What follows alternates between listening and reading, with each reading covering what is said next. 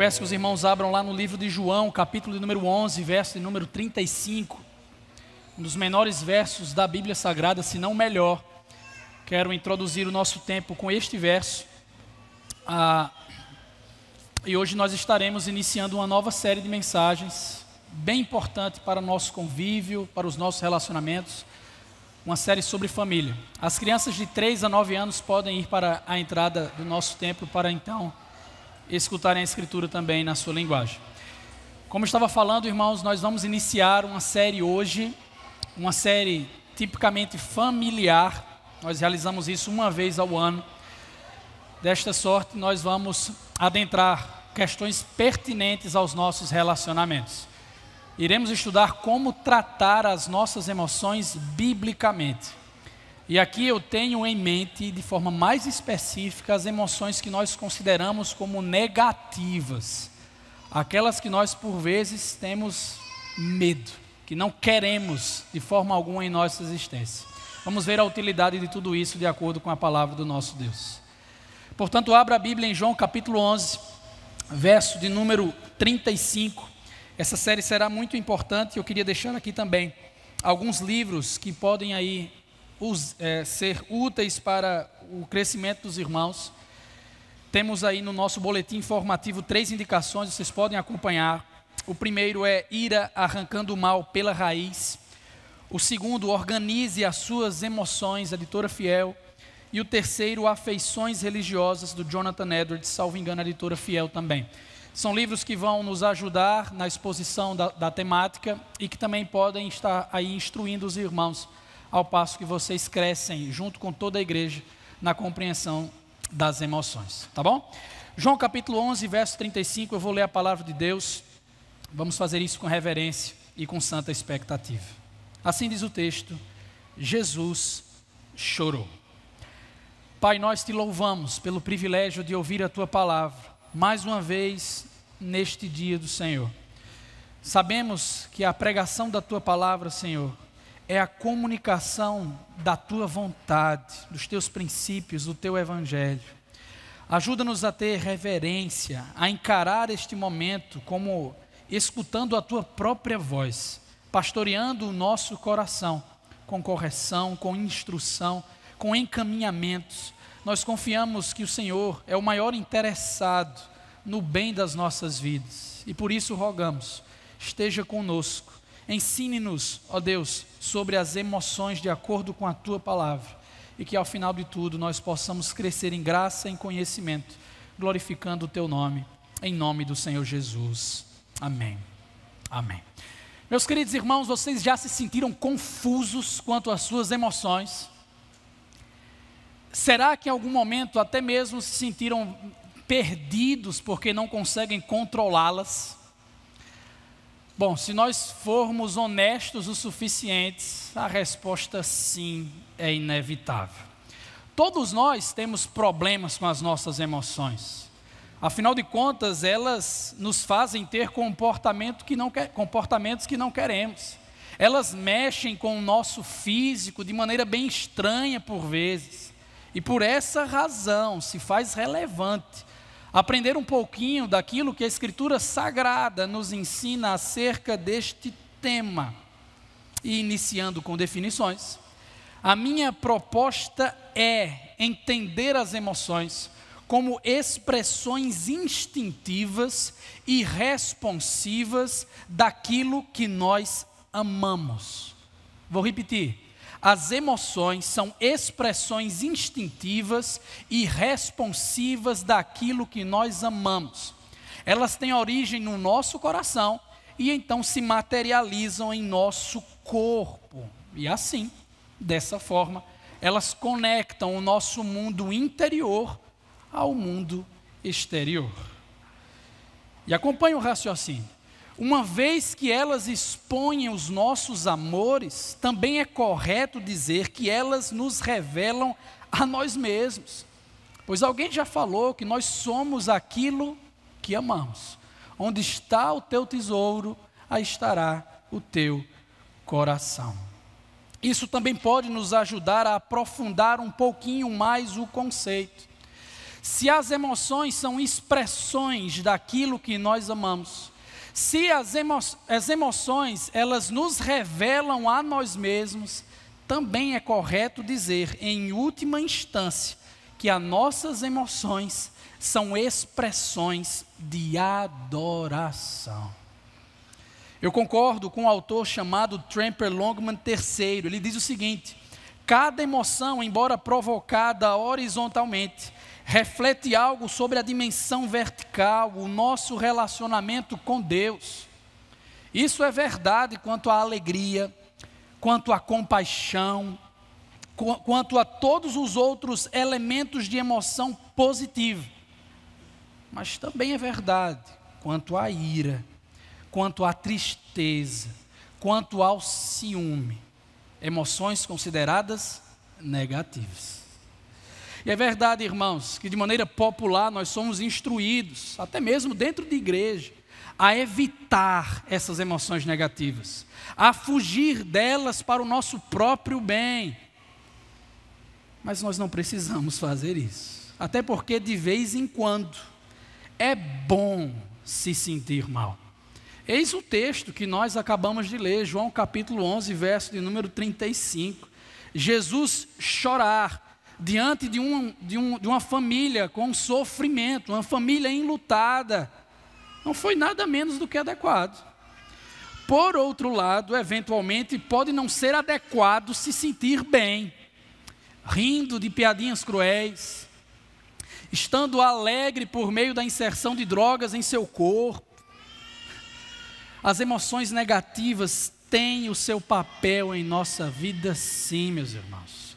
A palavra de Deus coloca isso de maneira muito clara, principalmente porque essas emoções consideradas negativas, elas têm o papel de nos mostrar que há algo errado no mundo que habitamos.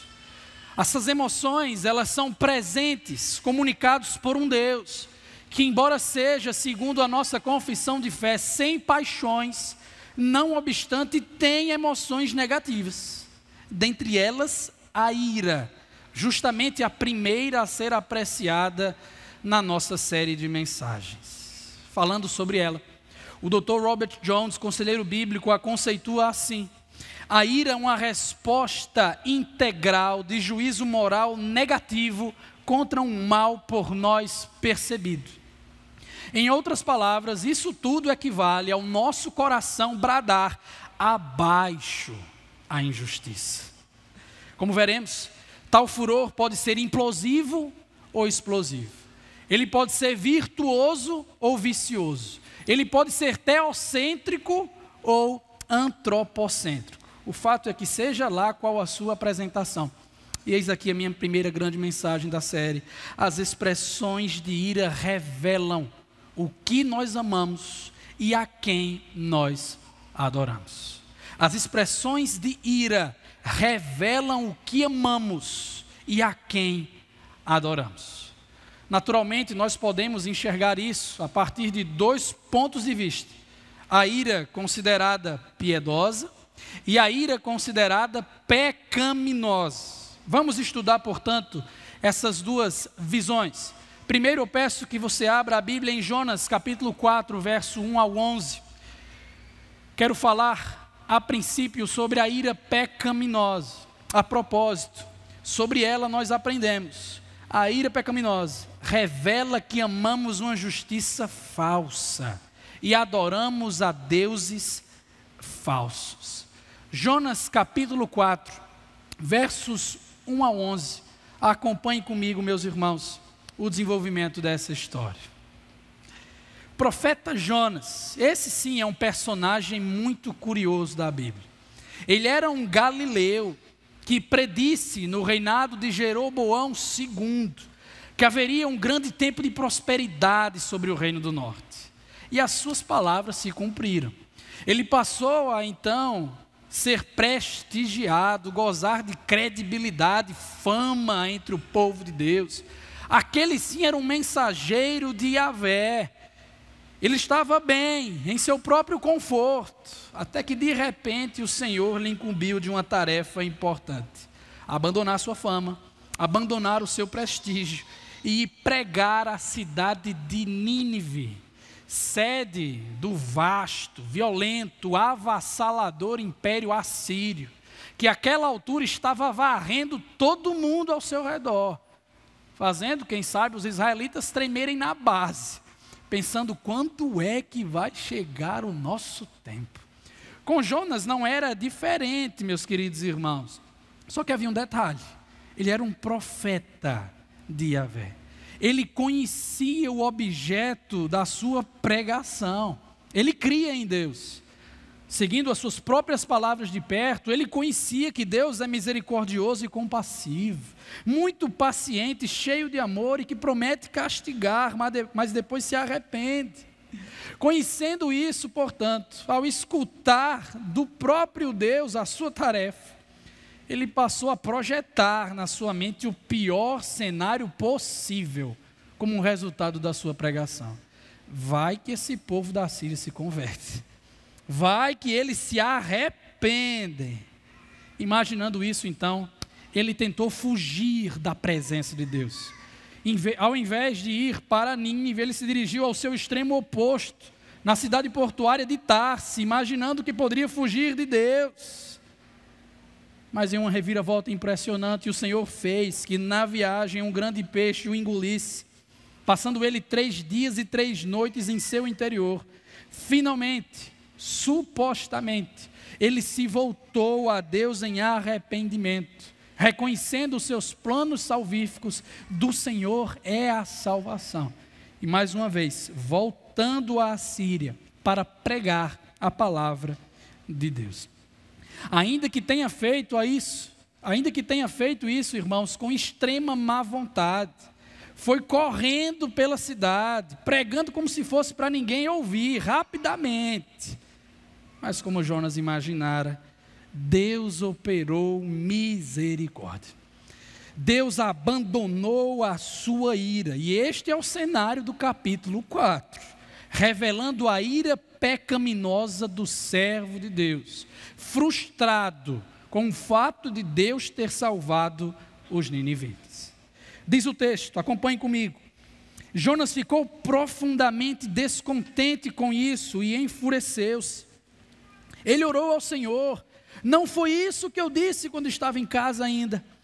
Foi por isso que me apressei em fugir para Tarsis. Eu sabia que tu és Deus misericordioso e compassivo, muito paciente, cheio de amor, e que prometes castigar, mas depois se arrependes. Agora, Senhor, tira minha vida, eu imploro, porque para mim é melhor morrer do que viver. O Senhor lhe respondeu: você tem alguma razão para essa fúria? Jonas saiu e sentou-se num lugar a leste da cidade, ali construiu para si um abrigo, sentou-se à sua sombra e esperou para ver o que aconteceria com a cidade. Então o Senhor Deus fez crescer uma planta sobre Jonas, para dar sombra à sua cabeça e livrá-lo do calor. E Jonas ficou muito alegre.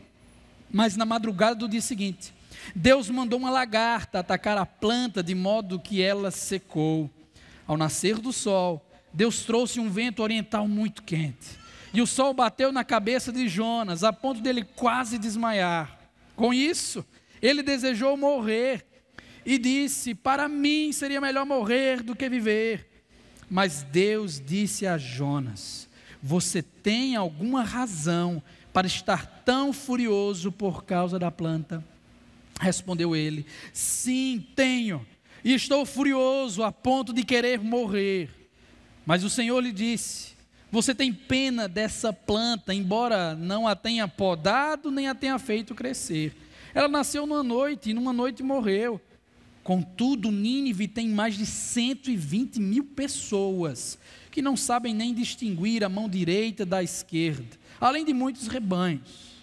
Não deveria eu ter pena dessa grande cidade? Meus irmãos, não é o meu intuito explorar plenamente este texto, tá? Se trata de uma pregação temática.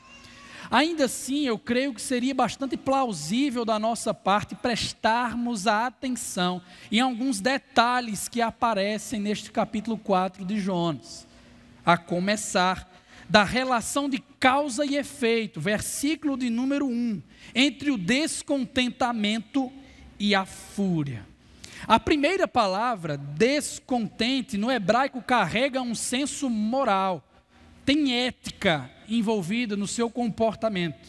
A segunda palavra, enfureceu-se, significa literalmente queimado, borbulhando, em chamas. Simplificando, Jonas emitiu um juízo de valor, considerando que era injusto Deus salvar os ninivitas. E por essa razão, ele ficou borbulhando. Ele ficou em chamas. Jonas ficou irado. Porque a ira é sempre uma resposta do nosso coração às circunstâncias que nós julgamos injustas. É uma resposta contra um mal por nós percebido. Outra informação valiosa do nosso texto, irmãos, é o caráter corrosivo da ira. Não sei se você percebe como isso está destruindo o profeta de Deus. Um pensador diz o seguinte: a ira é parecida com o urânio radioativo. Ela é mortal a não ser que seja aproveitada com cuidado delicado. Se você a traz à tona sem uma preparação devida, certamente irá intoxicar todos e tudo ao seu redor. No caso do profeta fujão e dramático, a fúria sem base moral justificada, a ira desenfreada dele, o levou a considerar tudo de valor em sua existência como nada. Ele passou a desejar e a pedir, mais de uma vez, versos 3, 8 e 9, por uma espécie de eutanásia divina. Para mim é melhor morrer do que viver. Por último, o contraste também apresentado no texto entre a base ética pecaminosa e a base ética correta. Mais uma vez, em oportunidades dobradas, versos 4 e 9, Deus confronta Jonas de maneira bem específica, por indagação. Você tem alguma razão para toda essa ira? É lógico, essa aqui é uma pergunta retórica. Deus está esperando a resposta? Não. Mas entenda, essa é a argumentação a partir da ótica de Deus, do padrão ético de justiça divino. Jonas, claramente cego por causa de seu pecado, respondia em seu coração: sim, eu tenho motivo de sobra. E aqui jaz o grande problema, irmãos. O fato de Jonas crer em haver alguma justificativa plausível para a sua ira, se constitui uma prova irrefutável de que ele estava julgando a realidade com base em um sistema ético distinto. E se você se lembra do conceito que eu trouxe de ira, inclusive abarcando todo o conceito de emoções, vai chegar à mesma conclusão que a minha. O problema de Jonas era religioso. Ele amava a sua norma particular de justiça, uma justiça falsa. Ele adorava a si mesmo, um Deus falso, ao invés de reorientar o seu coração ao Senhor. E esse é um perigo terrível da ira pecaminosa, irmãos. Às vezes, imperceptível a nós, uma vez que a ira é uma resposta contra um mal percebido.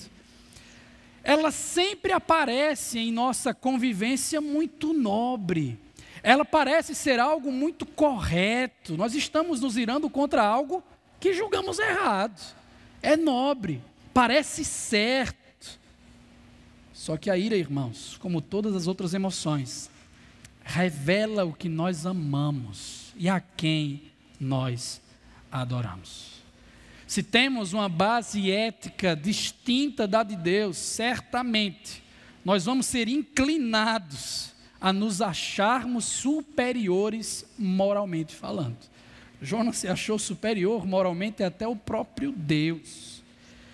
Mas para que ele desertasse da sua ira, a preocupação não poderia ser simplesmente do tipo: mude a sua emoção, camarada. Pare de se sentir assim.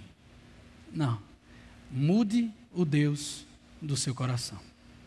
A ira pecaminosa revela que amamos uma justiça falsa e adoramos a deuses falsos. Agora vamos a Marcos, capítulo de número 3, versos 1 ao 5, por gentileza. A segunda parte deste sermão vai trabalhar sobre a ira piedosa.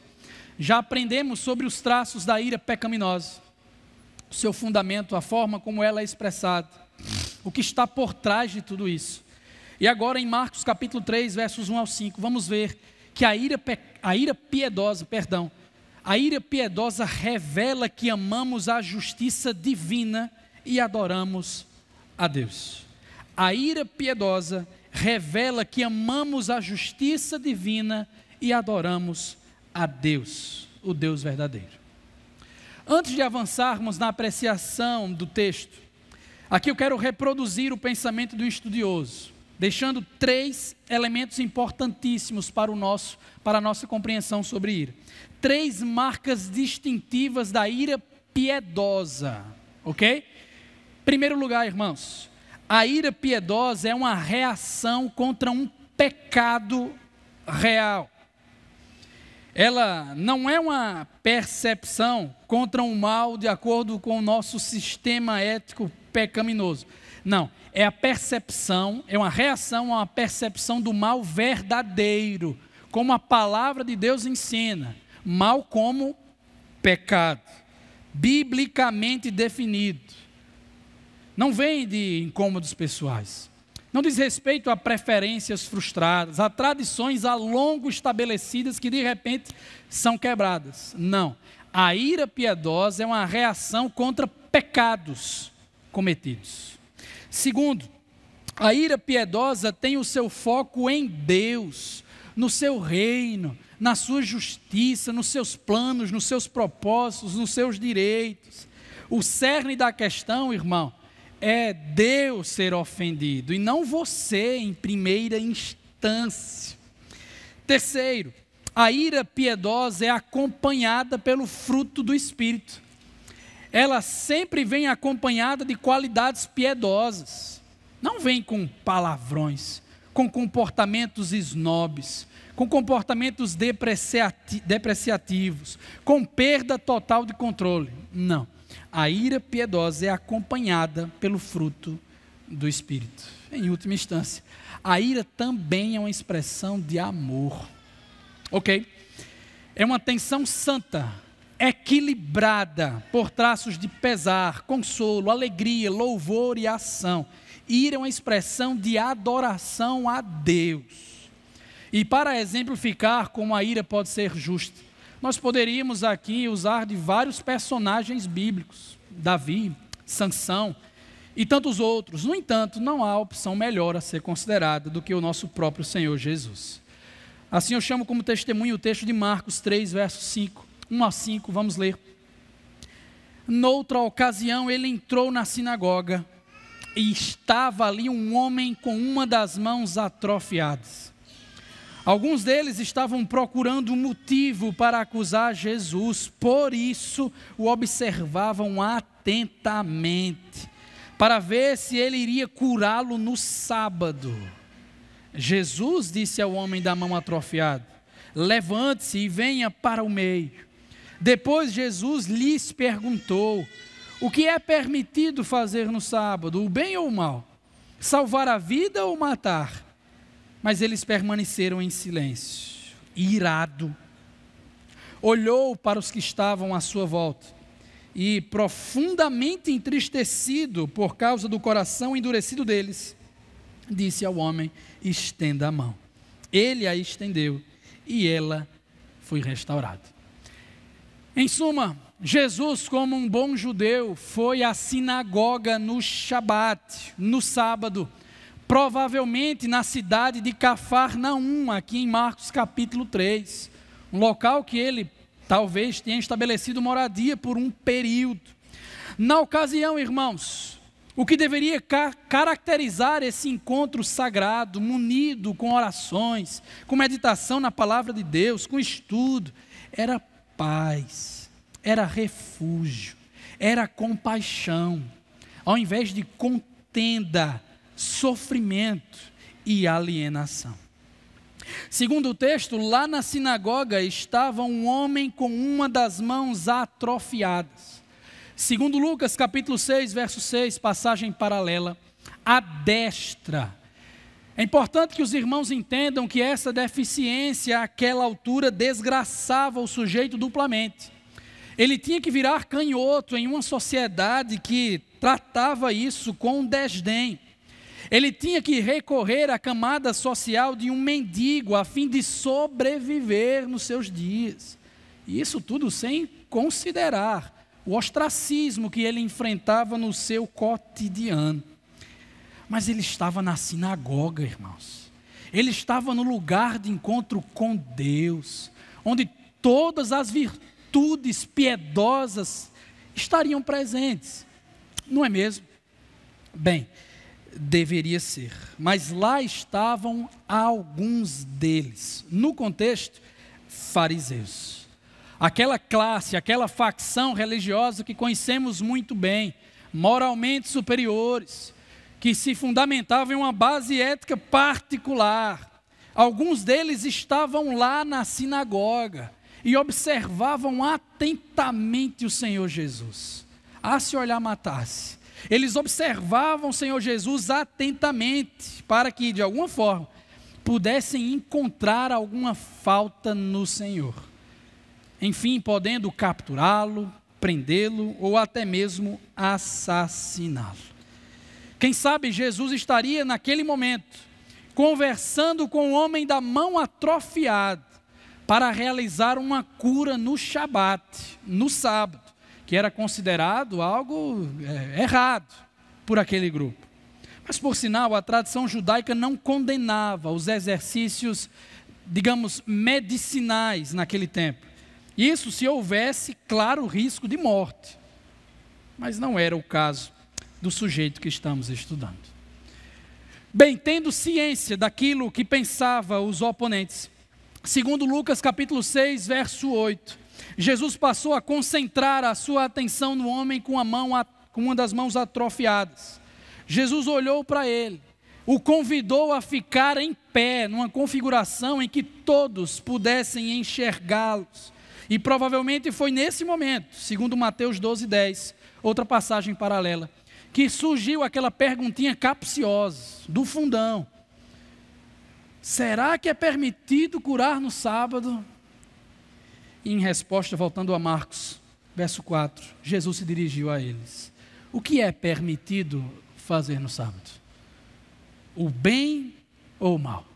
Salvar a vida ou matar? Não sei se os irmãos perceberam, mas a ferida foi tocada nesse instante com o Senhor Jesus.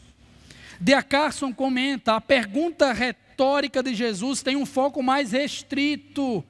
O sábado era um dia para atividade maligna, como a intenção deles ao questioná-lo, ou para a ação beneficente, como a cura que estava para ser realizada. Sem querer admitir que estavam errados, o texto nos diz que eles permaneceram silentes, calados. E com isso, com esse silêncio, face à injustiça, Jesus ficou irado. Verso de número 5. Com uma tristeza profunda por causa dos corações endurecidos deles. Mas vem a pergunta, essa era uma ira justa? Qual a diferença desse comportamento emocional de Jesus para aquele de Jonas? Vamos comparar os critérios que eu mencionei a vocês agora. Percebam, em primeiro lugar, irmãos, houve um pecado real aqui. A falta de uma reação positiva, como compaixão, arrependimento, misericórdia. Esse é um pecado de omissão. E principalmente, irmãos, esses sujeitos aqui, fariseus, precisavam estar em destaque em tipos de comportamentos específicos, como em santidade. Afinal de contas, eles eram os modelos de piedade a serem seguidos. As pessoas olhavam para os fariseus e imaginavam, lá vem um homem santo, alguém que leva a sério a palavra de Deus, que interpreta com zelo. Portanto, faz total sentido a observação aqui do Dr. Luther King. O que me preocupa não é o grito dos maus, é o silêncio dos bons. Houve um pecado real aqui. Segundo lugar, perceba que o foco está em Deus. As curas registradas no Evangelho, ou nos Evangelhos, são sinais, são evidências de que o reino de Deus estava sendo inaugurado, que o Messias estava chegando, irmãos. Se opor a isso, portanto, era se opor ao próprio plano redentivo do Deus Trino. Jesus tem isso em mente, portanto, naquele instante. Terceiro lugar, outras qualidades piedosas acompanharam a ira de Jesus. Você não vai vê-lo aqui perdendo as estribeiras. Você não vai ver Jesus aqui sem controle algum, sendo dominado por esse furor. Você não vai ver Jesus desistindo de realizar aquilo que ele planejou. Ele vai prosseguir com o seu plano, em perfeito autocontrole, curando aquele cidadão. A mão direita daquele homem foi restaurada no sábado, pois o homem não foi feito por causa do sábado, e sim o sábado por causa do homem. Assim, o Filho do Homem é Senhor até mesmo do sábado. Tendo a teoria sido apresentada, a ira pecaminosa de um lado e a ira piedosa de outro, que tal agora nós refletirmos um pouco mais sobre a ira em nosso âmbito pessoal? Nos parecemos mais com Jonas ou nos parecemos mais com Jesus quando expressamos essa emoção em resposta a um mal percebido? Desde já eu digo, irmãos, apertem os cintos, porque a pancada é grande e vai nos atingir por inteiro. Precisamos deixar algo muito bem claro desde já: a nossa ira é raramente piedosa. Quase todas as vezes que a expressamos, elas são pecaminosas. Talvez você desconfie de mim quando eu falo isso. Você lembra daquela situação injusta que aconteceu no seu convívio e está convencido: não, aquilo não foi errado. A forma como eu tive furor não é equivocado. Se você desconfia do que eu estou dizendo, eu te convido a fazer uma avaliação franca, respondendo algumas perguntas. Primeiro, meu irmão, a sua ira está servindo mesmo aos propósitos misericordiosos e redentivos de Deus? Ou será que está servindo a sua própria agenda? Como falei, é muito fácil nós sermos enganados quanto a isso, porque quando a ira vem, irmãos, ela é nobre, ela parece certa. Por isso eu rogo para o seu bem, anote bem esses critérios mencionados há pouco. Coloque em um lugar visível do seu dia a dia, quem sabe na porta da geladeira, para que sempre possa estar examinando o seu coração. Em primeiro lugar, pergunte: qual é o mal que eu estou percebendo? Qual é a coisa injusta que eu estou, no caso, combatendo?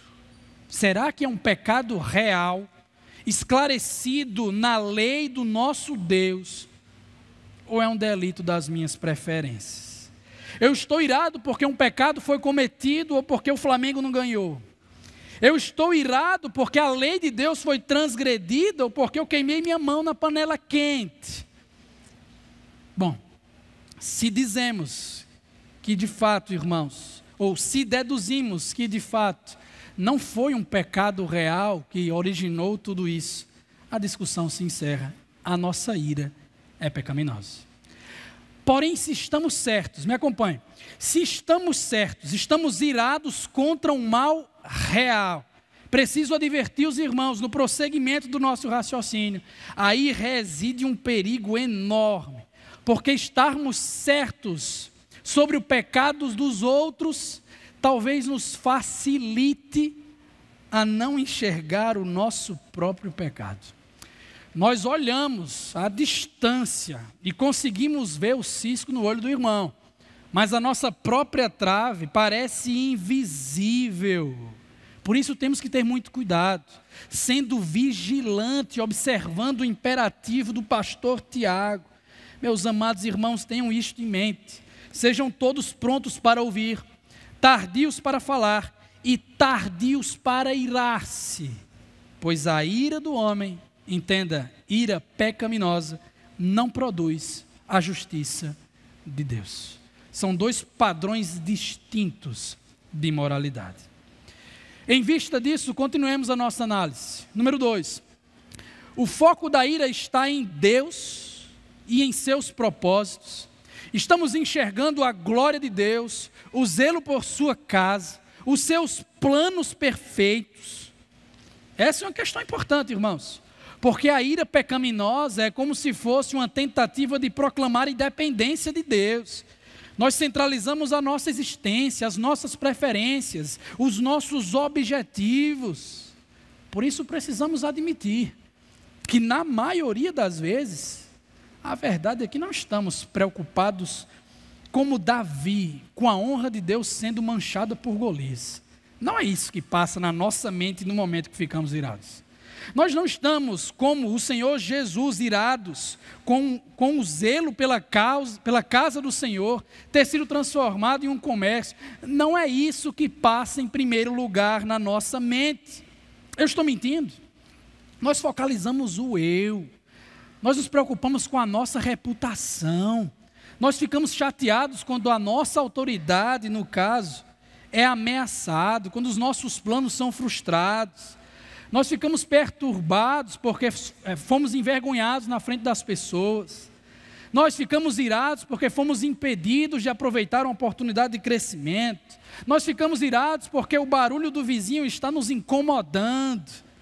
E deste modo, irmãos, através do fruto ou do filtro do Espírito Santo, nós somos convencidos, pegos em flagrante pelo delito da ira pecaminosa. Na maioria das vezes, nós não nos iramos contra um pecado real. Na maioria das vezes, nós não iramos pensando em Deus ser centralizado com aquilo que está acontecendo. Mas quem sabe, a sua ira em análise tem sobrevivido até aqui. Você se irou contra um pecado real. Você está preocupado com a glória de Deus. E de duas uma. Ou você é um cara que realmente está lutando por santidade, ou você é um fariseu. Cuidado com o que nós vamos falar. É aí que mais um perigo mora, irmãos. Se nós achamos que estamos vivos em nossa ira até aqui, porque também é fácil nos acharmos guerrilheiros espirituais, passando a foice em tudo quanto é coisa, em todo mundo, querendo resolver o problema com ira. Gritos ensurdecedores, o uso incorreto da vara para corrigir os filhos, palavras destemperadas para os maridos, depredação de bens, ausência de compaixão na admoestação de um irmão. Eu posso continuar por muito tempo. Qualidades impiedosas que seguem a nossa ira. Será que isso nunca aconteceu com você? Agora sim, presumivelmente você foi pego. A sua ira não resistiu até aqui. Enfim, conseguiu notar, de fato eu tenho pecado na expressão da minha ira. Finalmente teve que admitir, eu preciso de ajuda, pastor. Eu fico feliz com isso. Esse é um passo importante, meu querido irmão, e eu quero encorajá-lo a prosseguir, tendo o coração contrito, submisso ao Senhor, atento para o ensinamento da sua palavra, querendo mortificar o pecado. Mas não se esqueça, irmão, preciso ser honesto, esse processo é custoso. Sabe por quê? Porque não se trata apenas de uma emoção. Não se trata apenas de algo que nós mudamos facilmente. Pare de ficar irado. Pare de se chatear. O problema é religioso. É idolátrico. Nós temos falsos deuses habitando em nosso coração. Se eu adoro um celular, eu fico feliz quando eu o tenho. Se eu não o tenho, eu fico triste. Se alguém me impede de tê-lo, eu fico irado, fico frustrado. É a mesma coisa em nosso processo de expressar a ira, irmãos. É uma questão de colocar Deus no trono do coração. É uma questão de crença. E cá entre nós, remover um ídolo do coração dói. Santificação machuca, nos molda passo a passo em sofrimento, para que a gente possa ser semelhante ao nosso Deus. Ok, pastor, mas como eu posso tratar a ira biblicamente? Como eu posso lidar com ela quando ela vem? A impressão que eu tenho é que ela é quase que instantânea. Mas fique tranquilo, irmãos, ela não é. A ira é responsiva, a ira é instintiva, mas não é concomitante à ofensa realizada. Isso aqui é muito importante de se entender. Não é concomitante à ofensa realizada. Nas últimas semanas eu estive assistindo uma série de TV em que um pai se esforça para cuidar bem do seu filho, para dar bons conselhos, um filho que está crescendo, se envolvendo com maus relacionamentos na escola, e então passando a praticar bullying com seus colegas.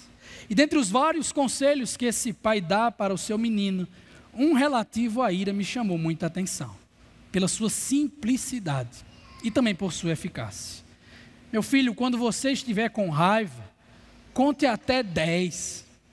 E se não funcionar, faça isso de novo sucessivamente. Eu sei, parece simplista, mas é exatamente isso que a palavra de Deus nos ensina.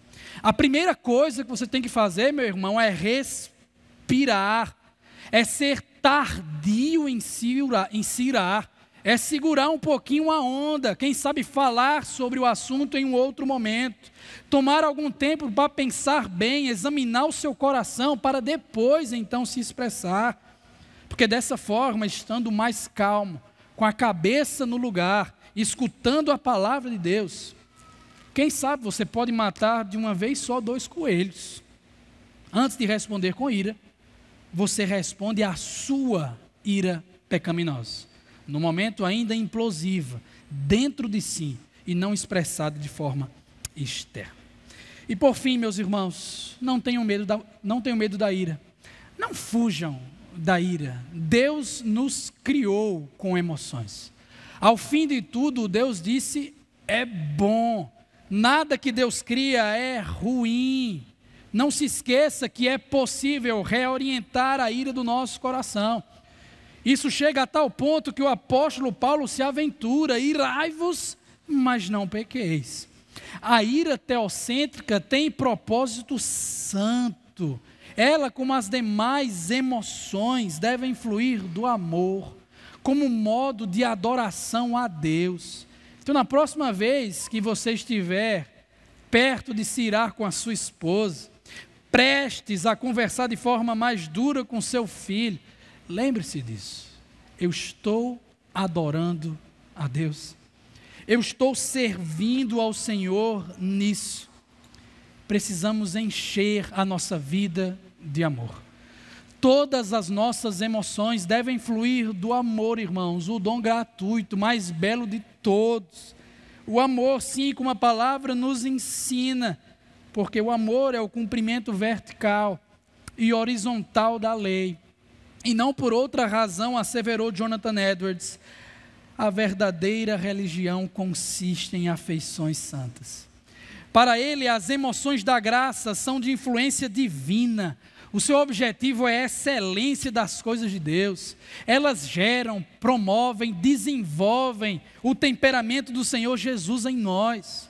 Então pense na ira, irmãos, de forma que o seu coração compreenda que Deus a designou e a abençoou para energizar a nossa paixão em rejeitar o mal, lutando, fazendo guerra contra o pecado na sua vida, procurando melhorar o ambiente em que você vive, denunciando o mal verdadeiro e principalmente o levando a apreciar a perfeição da justiça de Deus. Queridos, a ira é um componente da nossa vida que necessita, sim, de redenção. Isso não tem a ver, em primeira instância, com mudança de comportamento, é uma obra de Deus.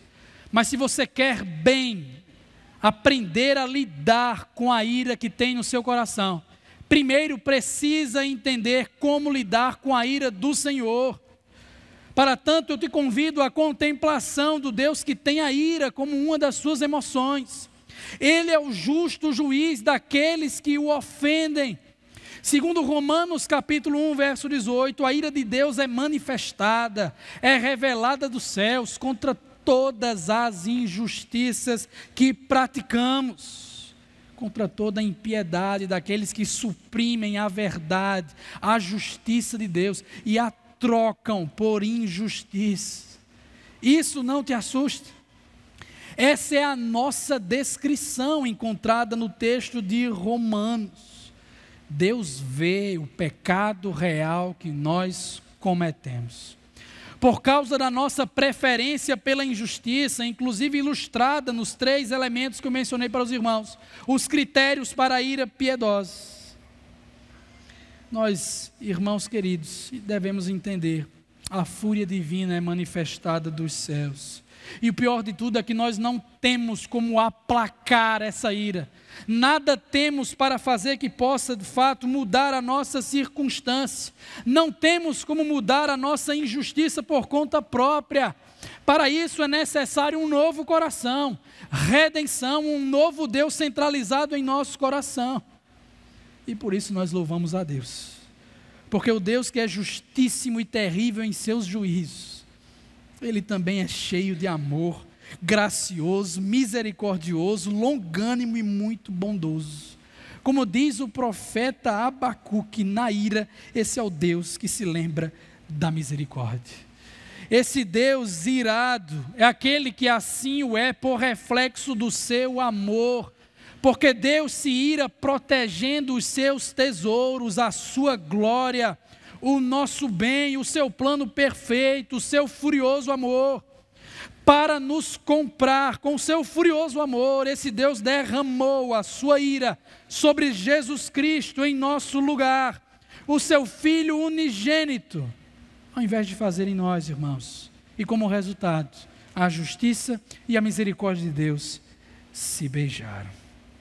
Agora, uma vez que o Salvador lidou com a ira, uma vez que o Senhor Jesus lidou com a ira que nós não conseguimos lidar, nós podemos, no poder do Espírito Santo, seguindo os passos do Salvador, expressar a nossa ira de modo litúrgico, adorando a Deus dentro da nossa família, colocando Ele no nosso convívio familiar e até no momento de ira, saber expressar amor, zelo, apreço pelo Deus que nós adoramos.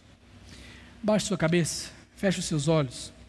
Vamos orar ao Senhor em resposta àquilo que nós acabamos de ouvir.